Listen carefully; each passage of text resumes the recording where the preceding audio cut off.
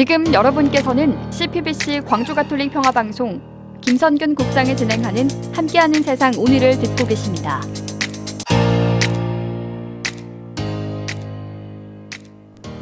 네, 인천 송도에서 60대의 아버지가 30대 아들을 살해하는 그야말로 충격적인 사건이 있었습니다.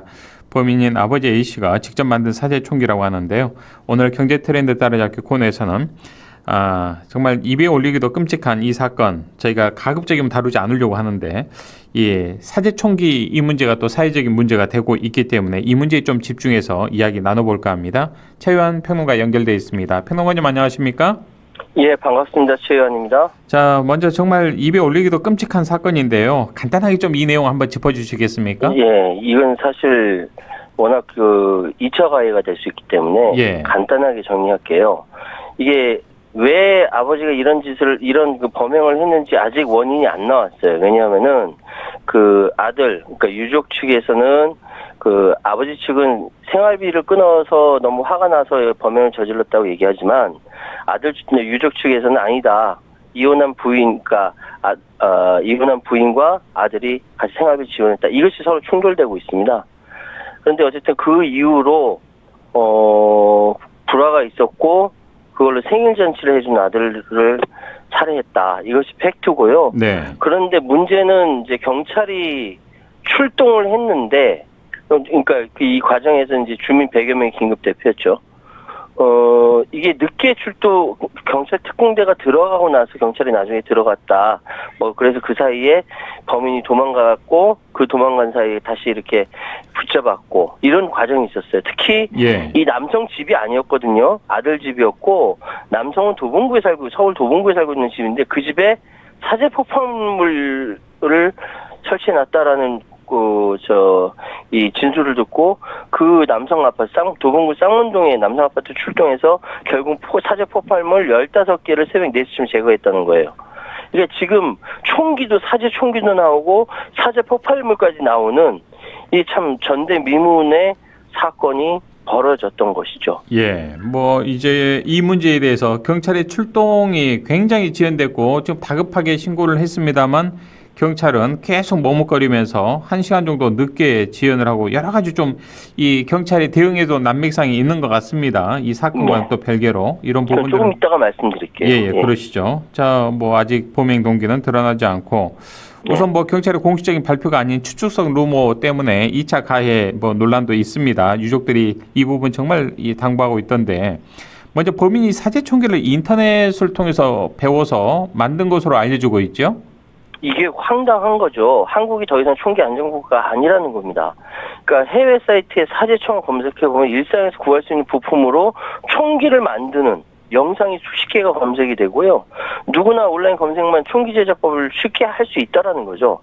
파이프, 나사못 이런 걸로 단 4분 만에 총기 제작하는 영상도 나와 있을 정도고요. 국내에서는 오래전부터 이 사제총으로 인한 사건이 꾸준히 발생했었습니다. 기억하실는지 모르겠습니다만 2016년에 오페산 터널 총기 난사 사건, 성범죄 전과자가 서울 강북구 오페산 터널 인근에서 직접 만든 총기를 난사해서 경찰관 한 분이 숨졌습니다. 그리고 그 총격전 끝에 제압된 그 가방에서 사제 총기 17정이 나왔어요. 사제 폭탄도 한 개 나왔고요. 또 2015년에 한 역사동호에서 박물관 유물 복제 제도를 이용해서 일본 군들이 사용했던 조총을 그대로 복제해서 실험 발사까지 하는 사건이 있었습니다. 자, 총기 소유와 제작, 유통은 엄연히 불법입니다.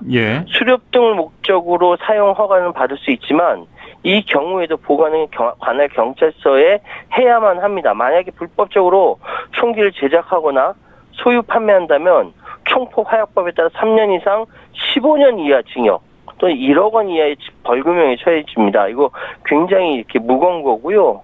경찰청에 따른 지난해 불법 무기 자진 신고 기간 접수된 총기류가 481점에 이르고 실탄도 64,900여 점이 수거됐다라고 합니다. 네. 자, 최근에는 이 총기 제작에 3D 프린터가 사용되고 있다고요? 좋은 기술을 이렇게 나쁜 대로 사용하는 사람들이 있어요. 네. 이 3D 프린터로 사제총 제작에 나서고 있다는 겁니다. 이건 일련 번호가 없잖아요. 정부 감시망으로부터 자유롭고 대량 생산까지 가능합니다. 위험성이 더 크다는 소리죠.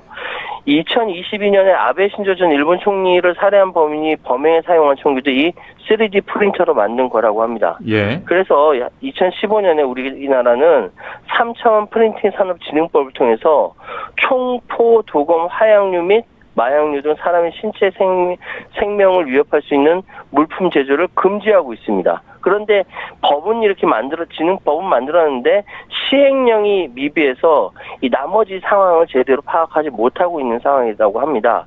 지금 싱가포르 같은 경우는요, 3D 프린터용 총기 설계도만 나와도 처벌하는 상황이거든요. 우리도 그 정도는 가야 되지 않을까라는 생각이 납니다. 네. 앞서 잠시 말씀을 하셨습니다만 아무래도 이제 유튜브 등의 온라인상에서 유통되는 총기 제작 정보가 더 위험한 것 같은데 이 부분은 좀 정부 차원에서 관리가 되어야 하지 않을까요? 좀 강력하게요? 이게 이제 경찰이 온라인 단속을 강화하고 있지만 네. 삭제 요청에도 여전히 영상이 계속 만들어지는 거예요. 그러니까 온라인 통해서 제작 정보가 쉽게 확산되는 환경이 이게 모방 번개로까지 계속 번질 수 있다는 생각이 드는데 경찰청이 2020년부터 올해까지 최근 5년 동안 온라인상 총기 제조법 불법 게시물 8,893건에 대해서 삭제 차단을 요청했다라고 합니다. 그러니까 올해 5월 한 달간 실시한 2025년 1차 불법 무기 집중 단속에서 방송통신위원회에서 3,264건을 삭제 요청했다라고 하고요. 또 시민들로 구성된 사이버 명예경찰의 누리캅스도 올 한 해 동안 6,756건을 신고했다라고 해요. 그런데 계속 이렇게 의결하고 신고해도 계속 증가한다라는 거예요. 네. 올해 상반기 1월부터 6월까지만 해도 409건의 불법 이 게시물이 게시돼서 이 부분은 이제 삭제하도록 의결되기도 하고 그랬습니다. 예, 나름대로 경찰이나 이제 방송통신심의위원회에서 삭제를 요청하고 있음에도 계속 삭제를 하면 또 다른 영상이 올라오고 이게 계속 악순환되고 있는데 이게 좀처럼 근절되지 않고 있는 모양이네요. 그러니까요. 저는 예. 이제 가장 걱정되는 게 이런 그러니까 총기 제작이 너무 쉽기 때문에 이런 영상들을 보고 따라하는 사람들이 틀림없이 있거든요. 네. 특히 범죄에 저지르려고 하는 사람들이 있을 거라는 생각이 드는 거예요.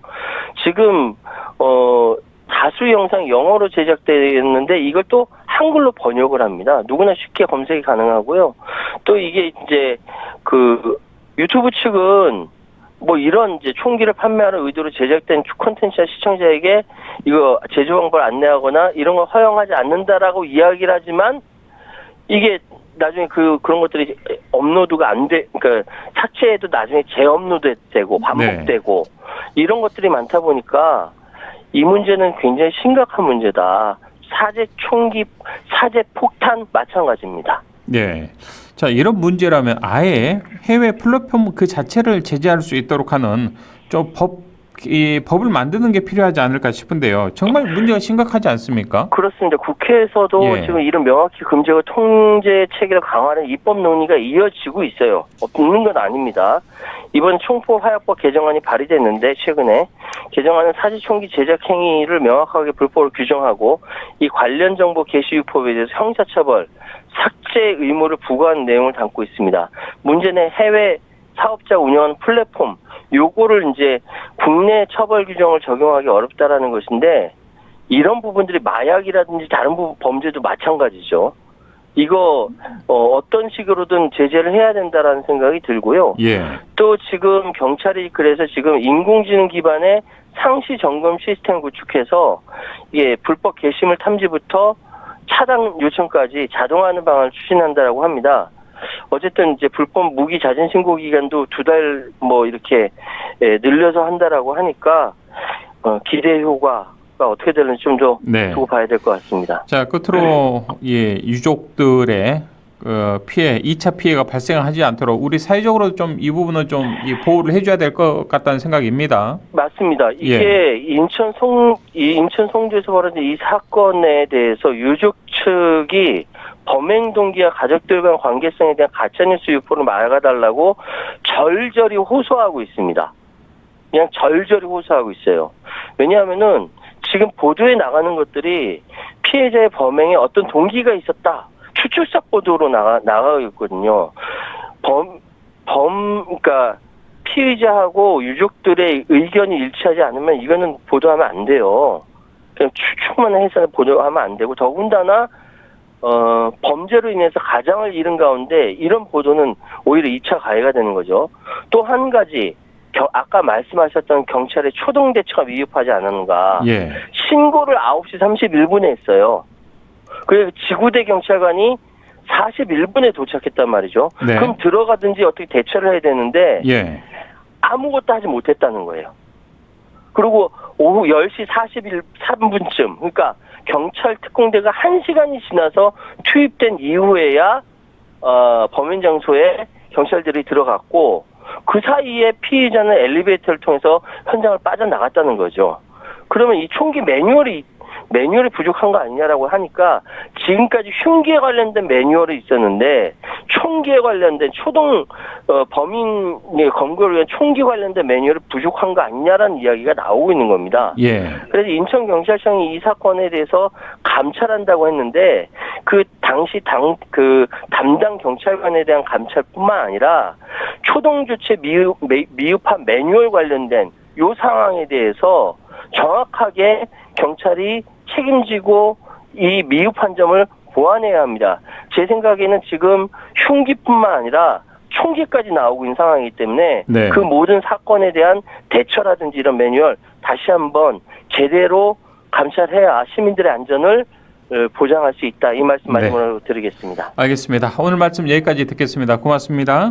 예, 감사합니다. 지금까지 최요한 시사평론가와 함께 했습니다.